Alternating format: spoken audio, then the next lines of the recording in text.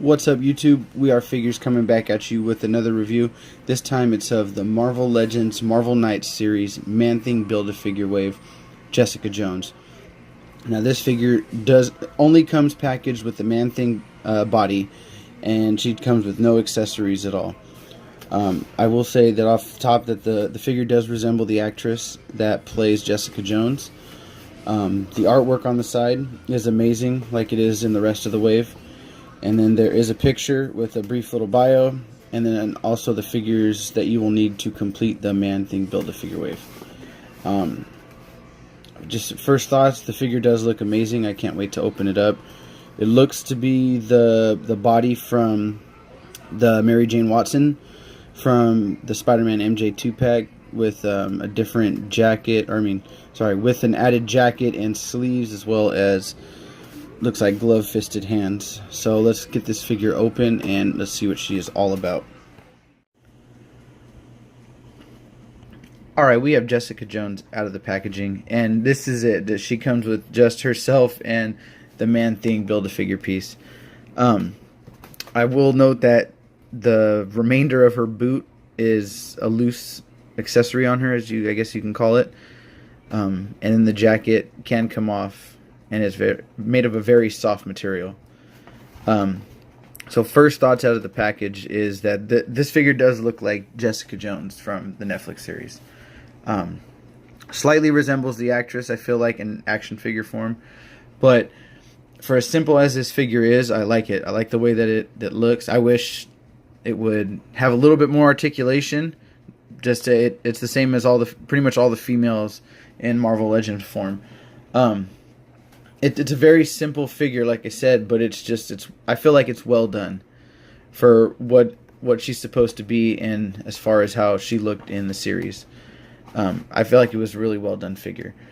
So the articulation is pretty much the same. The hair is made of a softer material, so she still can't really look back too much. That's about as far as it's going to go. She can look forward. The front does hinder it a little bit.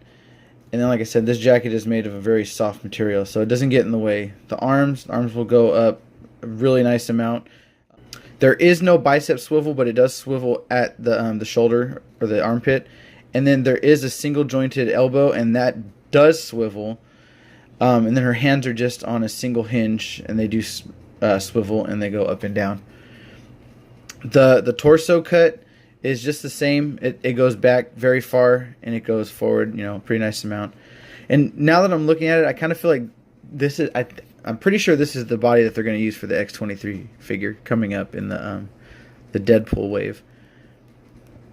I don't know. It looks like it would be a perfect body for her. Just even right here with the hip bones that are showing.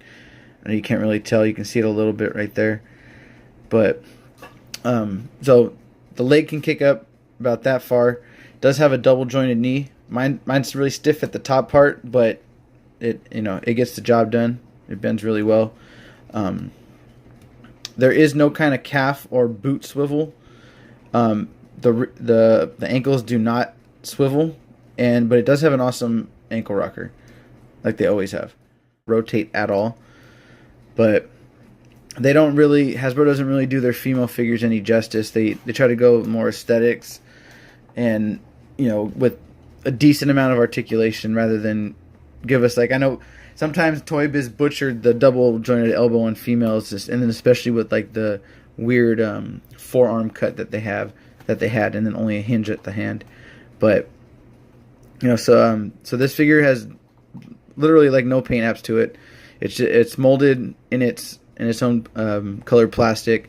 The zipper is painted, and so are the little studs on there as well. But I will, and then the button on her jeans, and I will say, I shouldn't have said not really any, but the jeans are weathered, pretty nicely. They're dry brushed pretty good to give it, that worn down jean feel or look. I'm sorry, but I think that they did those really well. And then there's not really any shading in the top. Her hair looks to have a little bit of a wash over it, just to give it a little bit more gleam and maybe like a little bit more darker shine to it. And then the gloves are painted on her figure. the gloves are painted on her hand. So, overall, do I recommend this figure? You know what I do. I really do, just because of the possibilities that you can do. You can swap the head off with her, and I'm sure replace it with another one. I don't have the figure with me right now, but it's a pretty decent figure for what it is, for what it's supposed to be. I like it. It's up there in my favorites for the wave. Which stick around through the remainder of the figures. I'm gonna do an overview of the entire wave, and just go over from worst to the best, including the Build-A-Figure. I'll just do a little rundown of why it is where it's at. Won't try to make it a long video, but anyways. So if you enjoyed this video, go ahead and hit that thumbs up for me. If did you like this figure? Are you gonna get it, or is it an easy pass? While you're down there, also hit that notification bell for me. It'll let you know when we drop our next review. And then if you haven't already, please go and check out the Instagram. Post a little bit more, hauls over there, and pickups and finds and stuff like that. And then the occasional little video on there. But oh, and before I forget, let me do a figure comparison. So there's Jessica Jones, and then here is the Daredevil from the same wave. You can tell Daredevil is taller, as he should be. And then I do have, let me remove Daredevil. I do have the Punisher figure from the same wave as well. This figure is pretty dope. I'll have a review for him up soon as well. But as you can tell, he's a lot taller than her as well. And then here she is standing next to the Articulated Icons Deluxe White Ninja. And you can tell she's a tad bit taller. They actually, they look a little bit dead even. His little ponytail, maybe he wins in the height. But, so yeah.